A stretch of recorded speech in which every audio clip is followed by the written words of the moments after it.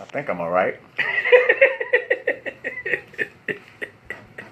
Yeah, okay. All right, so why we here, Ricky? Why we here? Why can I have see you in my Because I'm over here like this. Well, come over here. Come straight. over here. I'm Come over straight. here. Come over here. First of all, I'm going to introduce myself for all of my dad's followers who have never had the pleasure of meeting something so wonderful. I am Enrique Fan, a direct derivative of this man right here. This is my father, the Bishop Gregory Fan. So if everybody's always saying, where the fan come from? This is my dad. So now y'all know. Oh, okay. Yeah, I always wonder where they come from. Because we're fans. We're fans. We're fans. We're fans. People are fans of fans. Yeah, I got one right now. A #1 fan. But my dad and I got together today to actually discuss father and son unconditional love. We're not limiting it to just father and son unconditional love, but being as though we're father and son, we can only talk about what we know. But we want to discuss unconditional love in its entirety. And I think I'm going to let my dad get into it. He's real long-winded, so y'all make sure y'all listen, because he's just as long-winded as I am. So. Yeah, well, he had to get it from somewhere, right? But anyway, I wanted to just say to my followers and my son's followers, that I love my son. I've always loved my son. And the love for him is really unconditional, because one is God gave me Enrique. And when he came into the world, God gave me him to care for, to nourish, to love, to appreciate, to change his pampers, to buy him a meal and his Similac. And of course, you can't choose who your parent is, and you can't choose who your child is. But as a parent, you have to learn to love your children and accept them for who they are and what they are, murder, what they are. You got to learn to love them, because God gave you those children to love. And I don't know anything but love for my son. He been with me, going to college and all that stuff as a kid, when we were a kid, and the drama and the acting and stuff he do. We started that when he was a kid.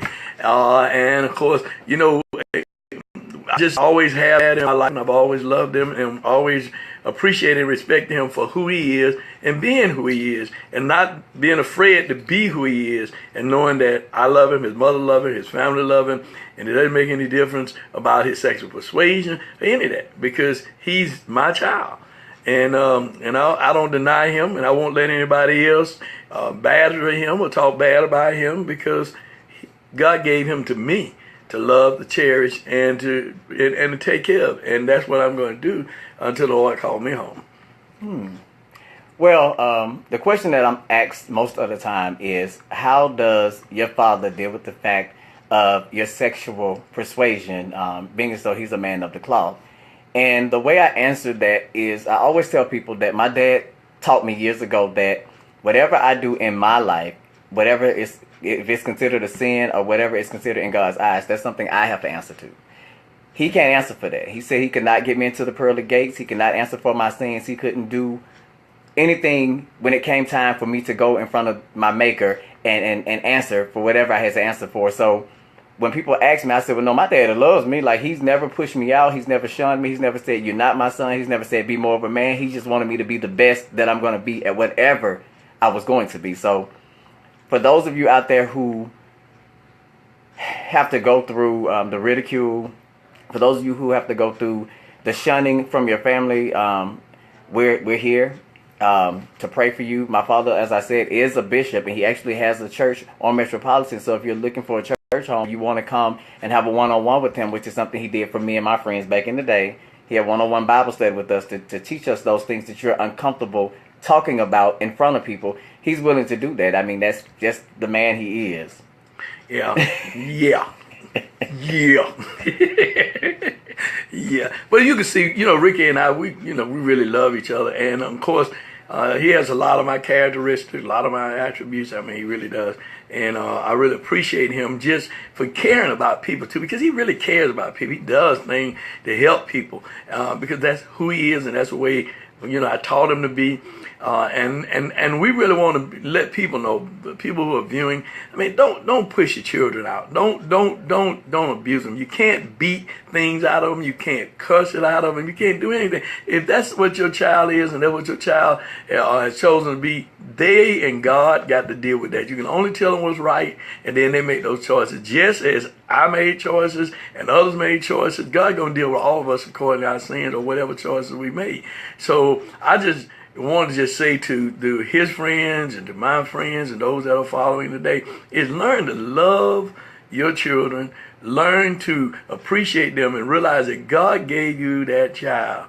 God gave you that child, and God gave you that child for a reason. And it's your job and your responsibility to love that child, to nourish that child, and to be there to support that child, and whatever. And I would say this, because some people are like, Ricky, he'll do drag, he'll go out and dress as a female. He starred in, he acted in one of Tyler Perry's plays, series, right? The Haves and the Have Not. And I was sitting there telling people, that's my son playing Candace on the Have and Have Not. I was very proud of him because he's carrying out his dream. He's fulfilling his dream. And I listened to him on his radio show because, I'm proud of him because he's living out his dream. And, and that's what we have to do. We just have to be there to support our children, right?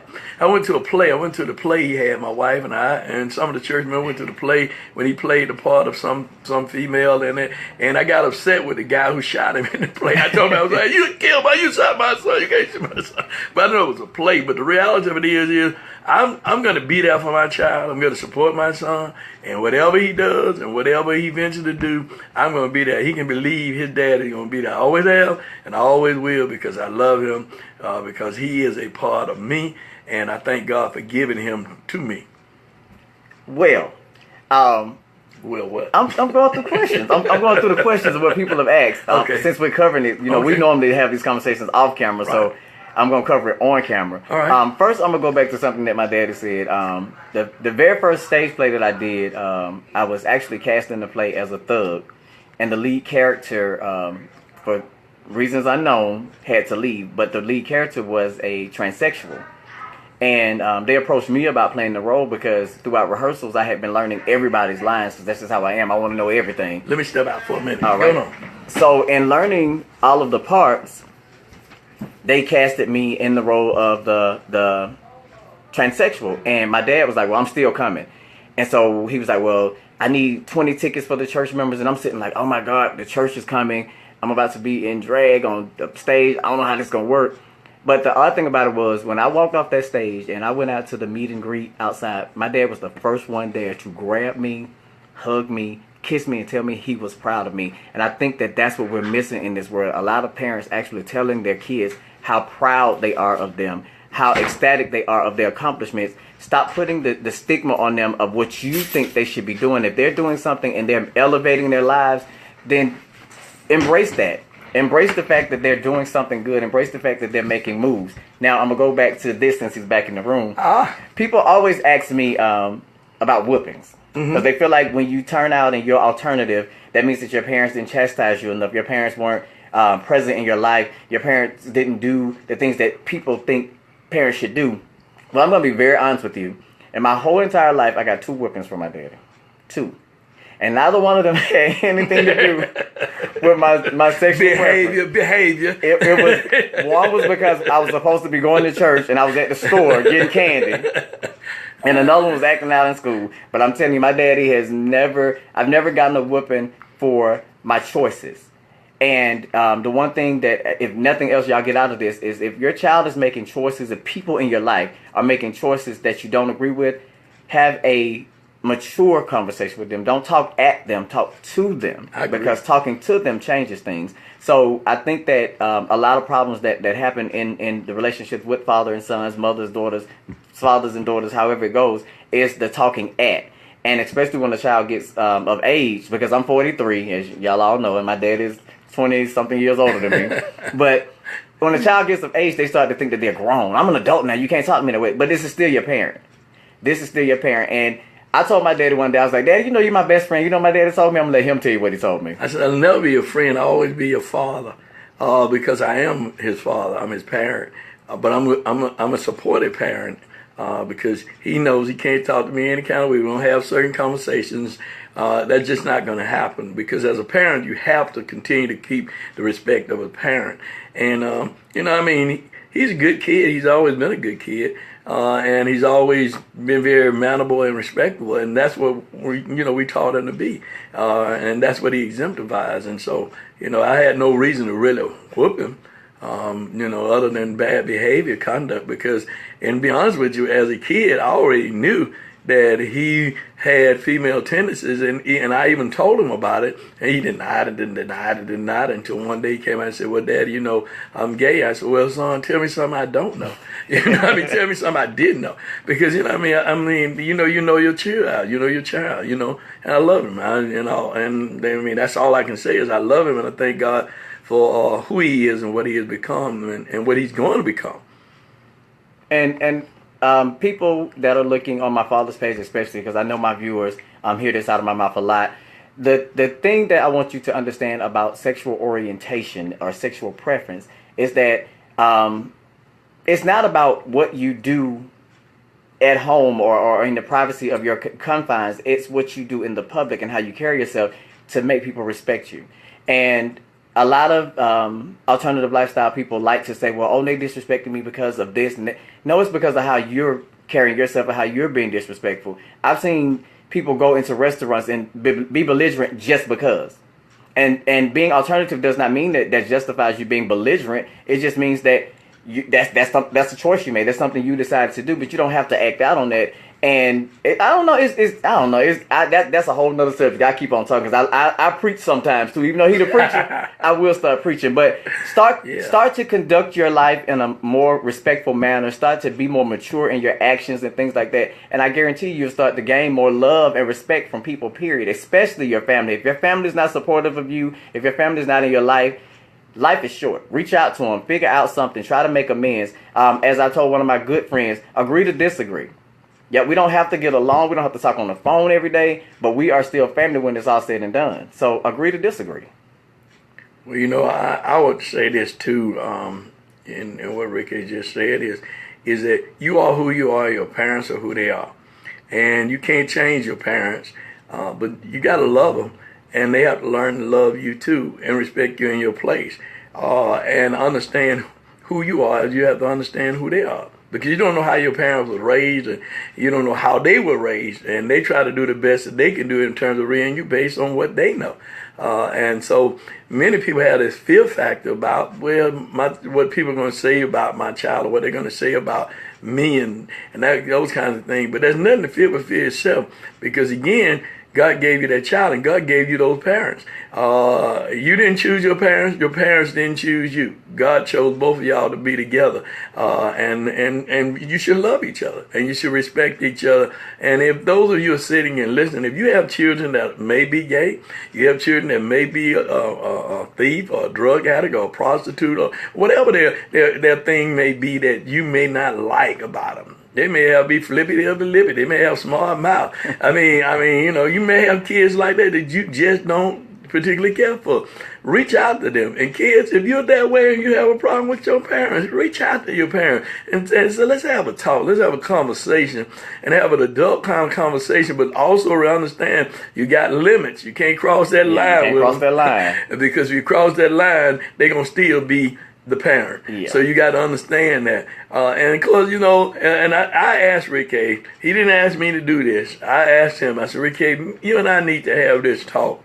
And we need to do it live on your Facebook page, because I do sermons on my Facebook page, and I have a large followers, and he has a large followers. I said, we need to do this together so people can understand these people, because he tell me about questions. People ask him, and why this about his father. Well, let me just tell you about Rick A.'s father so you'll really know. Rick A. father loves Rick A. I love all my children, and because God gave me all of them, and that's all I know to do is to love them. And I love everybody because the Bible teaches me that I have to love my neighbors as myself. Jesus did not condemn the sinner; he condemned the sin. Amen. So he dealt with sins, not sinners. He loved everybody. And until he comes back to take all of us the way he's going to take us to, whether it's heaven or hell, wherever it is, I ain't got no heaven or hell to put nobody in. I'm trying to get in myself. And so the only thing I can do is do what the word says. That's to love one another just as you love, he has loved us. And the question, baby, how can you love your neighbor? Love God who you've never seen, rather, and hate your neighbor who you see every day. How could you love God and hate your parent? And how could you love God and hate your child? No, it doesn't work that way. It doesn't work that way. We got to learn to love, respect, and understand and do all we can while we can, because we don't have forever. Nope. And to go back off of what my dad said, I'm going to go to the Orlando situation, and I'm going to speak about the parent who was there celebrating her son's birthday, and she loved her child so much that she jumped in front of the bullet. And I think that was downplayed so much in media that people didn't understand that this mother risked her life, and she gave her life so her son could continue to live. And that right there is unconditional love. That shows you that she was there at a alternative club with her child. She was partying with her child because I think it was his birthday, and she jumped in front of the bullet. And for me, that just says that's the ultimate gift. I gave you life, and no one else is going to take this life. Nobody. So she gave her life for her child, and I don't know. It's something. But as I said, for everybody who's just tuning in, y'all know my dad's a bishop, and for those of you who are out there who may be struggling with your sexuality, maybe struggling with drugs, whatever your problems may be, I'll say that. I'm not going to limit it. Whatever your problems may be, my father's door is always open. I always felt like my kids did. When I was growing up, he took me and 4 of my friends, and he decided to have, I hate that, he decided to have one-on-one Bible study with us. And that Bible study was open for anything. We could ask him any questions. He took us through the Bible step by step, not to dissect, to pull from it what most people do to whatever benefits their life. He pulled from the Bible to make it make sense for all of us so that we all could have an understanding. So I'm saying that because his doors are open. He has a church on Metropolitan. You hit me up. I will send you the address. I give you the number, whatever it is you need. And you can come and you can join the church. You don't even have to join. Just come one Sunday to visit just to see if you're going to like it. But I'm telling you, this man right here, who I grew up thinking, oh, he's so mean. But I love my daddy. Like, my daddy is like the truth. We talk, we laugh.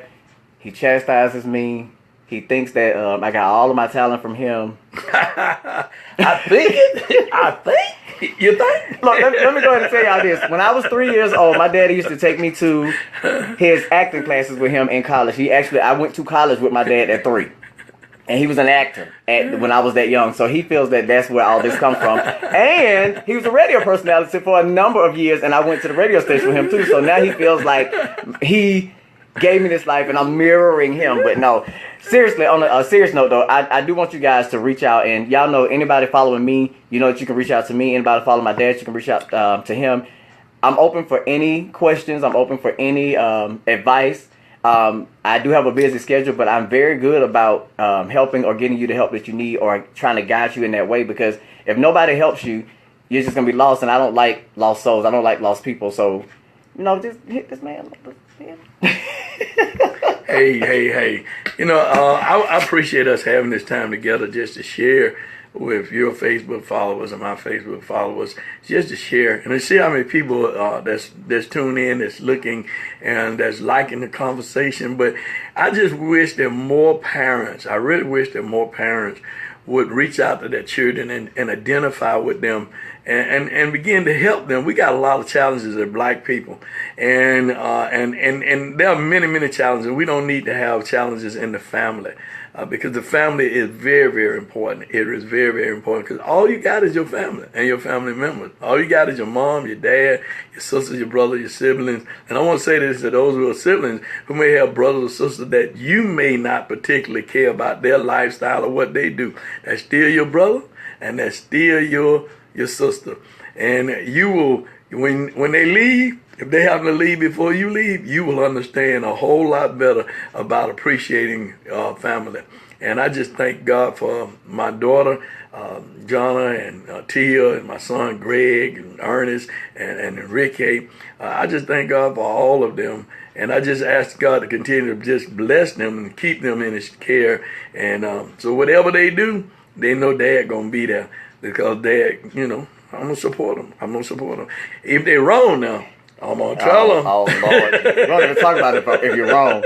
We ain't even talk about that. But do build your relationships back with your siblings. My dad taught me. I had 3 best friends growing up. I don't even know if you remember saying this. I know. You remember?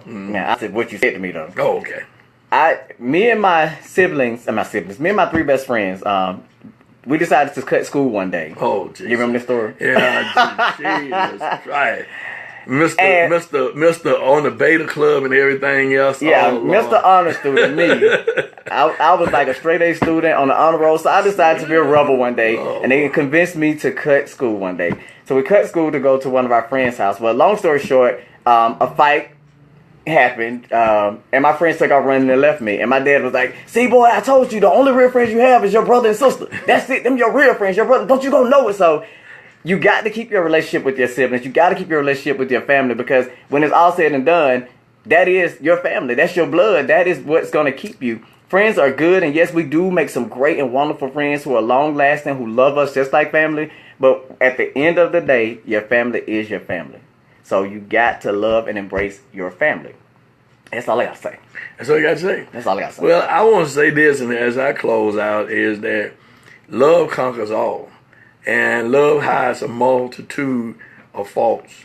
And if you really love a person, you look beyond their faults and you see their needs and you cherish them and you cherish every moment you have with them, every second that you have when you cherish that. Sometimes we get upset, we get mad, or angry, but then we come back and then we learn that what we may have been upset about and what we may have been angry about, it really don't amount to a hill of being. Because when your family member's gone, all that boo-hooing and crying, and I wish I would have said this, I wish I would have this, I wish I would have that. It ain't no good. There's a movie that's called The Imitation of Life, and how this young lady who looked like she may have been white but had a black mother, how she just totally turned her back on her mother, and her mother did everything she could for that child. And if you haven't seen that movie, look at it, Imitation of Life. And for some of you parents, you've seen it, and how she turned her back on her mother, and her mother just wanted to love her and do for her, because she wanted to be white. And when her mother died,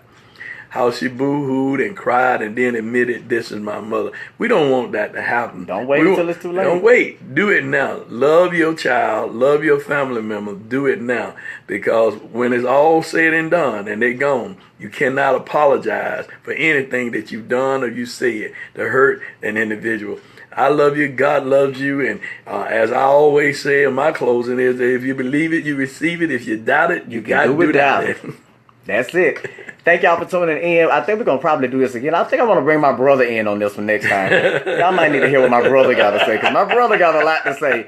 So we might be doing this again next Wednesday, and then it might become a series. We don't know. Because y'all need, it's some of the stuff, and it's not trying to push our beliefs off on y'all at all. We're just sharing the knowledge that we have. That is it. So you guys take care, and until next time, remember to tell somebody today that you love them. Somebody who you did not tell, somebody who you have not told, somebody who's in your family who you may be beefing with.